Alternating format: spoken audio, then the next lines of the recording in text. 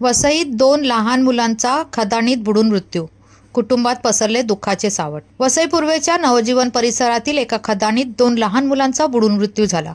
पाण्याचा अंदाज न आल्याने पाण्यात बुडून त्यांचा मृत्यू झाला, अशी माहिती समोर आली आहे. गुरुवार दिनांक 26 सप्टेंबर रोजी दुपारच्या वेळेस ही घटना घडली. वसई विरार नालासोपारा शहरात शुक्रवारपासून मुसळधार पावसाची बॅटिंग पाहाव्यास मिळाली. यामुळे शहरात अनेक ठिकाणी नाले खदानी क्षमतेपेक्षा जास्त भरलेले आहेत. गुरुवारी दुपारी 3च्या सुमारास 13 वर्षीय नसीम चौधरी व 14 वर्षीय सोपान चौहान हे दोघेही वसईमधील नवजीवन येथील धान्यबाग परिसरातील खदानीत आंघोळीसाठी गेले होते. पण पाण्याचा अंदाज न आल्याने ते दोघेही बुडाले.